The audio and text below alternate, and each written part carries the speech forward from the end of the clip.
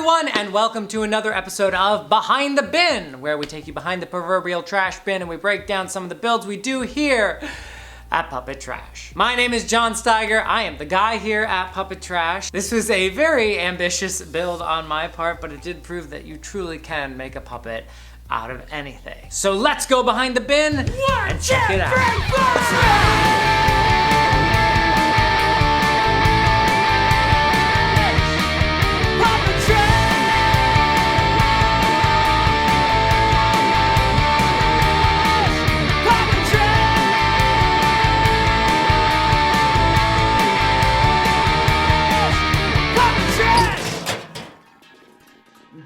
Yeah.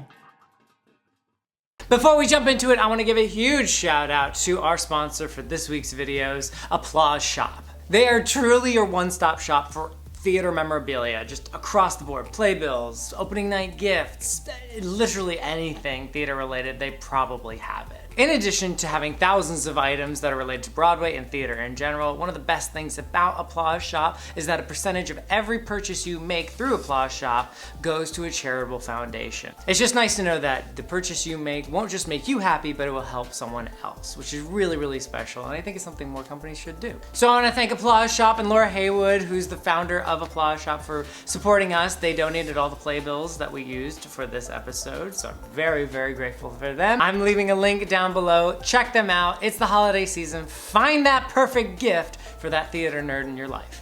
So obviously this week's video was inspired by the release of Wicked for Good, which is the second part of the Wicked movie series. As most theater people, I'm a very big fan of Wicked. It's an incredible story. It has an incredible score. So this week I knew I wanted to do a Wicked puppet. I knew I wanted it to be Elphaba themed. I knew I wanted to use No Good Deed as the song for this short because it's just such a banger of a song. And I had the crazy idea of using playbills. Traditionally, historically, currently, playbills are always given out for free at Broadway shows. Playbills typically have like ads for other shows or things, but most importantly is like they have the bios for the people in the show. So playbills are very important. I always encourage read through all your playbills when you go see shows because there's a lot of really cool stuff in there. They are a beautiful tradition in the theater, and sometimes people, it means more to some than others, which I completely respect. So a lot of these get thrown away.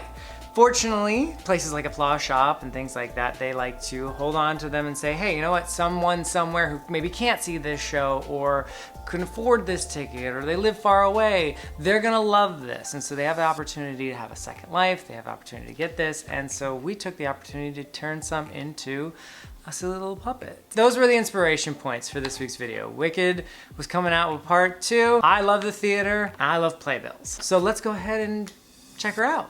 Here is our Elphaba marionette. I would say she's probably about 95% just raw playbill. Okay, there's a couple of cardboard points that I use just for structural. So like her neck here, the little quote unquote spring of her neck, that's cardboard for structure. And then for her face here, the face plate there, that's also on a piece of cardboard. Again, just for structural stuff. But other than that, she's just playbill materials. The cone that makes up her body there, it's all, it's 2 playbill covers wrapped together. And so that kind of makes it, she's almost like a, if you can imagine like a tree topper. One of the things I'm most proud of this puppet is honestly the head and the face. I think it just came out really spectacular. The hat, the way that the face is, and you can, if you were paying attention, her lips there are basically just the cutouts from the playbill. And I think it's a really great structure. I think it looks fantastic. The hat was a lot of fun to make. I thought it'd be really nice to have the Wicked branding right on the hat there, just in case you couldn't tell what this was. So the head has a wire that goes straight through the hat into right under the base of the neck there. It's kind of like tucked in there and glued away for support. But that attaches to the front of my middle finger, like so.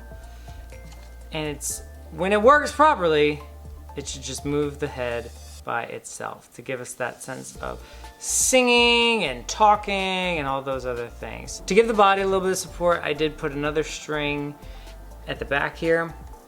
I chose wire a little bit more for aesthetics than function. I thought it would be a little like, you know, the Wizard does a lot of like steampunk stuff like that, so I thought some of the gold wiring would be cool. I don't know if it actually adds that much. One of the big struggles for this piece was honestly keeping the body still so that the head could just move by itself. So there's a lot of uncontrollable movement that can kind of happen sometimes when you hit the head. I'm not doing it too much right now, but you can kind of see if I were to go crazy like this, the body's just gonna move in general. Ideally, it would be still and you could just kind of have the head move. But that's something that I wasn't really sure how to fix or work on in the moment. So I kind of kept it as, but it gives me a little bit of sympathetic movement. It gives me a little bit more life to it in that way. So a little free movement for me.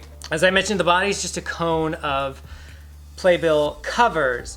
But to give it texture, to give it a little bit of movement, I cut up the cover of another Playbill or two, and I crumpled them up, and I kind of try to give it this sort of fabric-y feel, so it looks a little bit more like movement, gives her a little bit more dimension and stuff.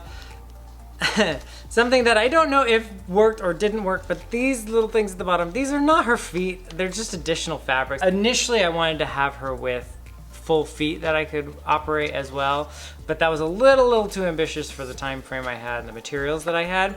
So I decided to we'll go legless, we'll kind of make her look like she's floating.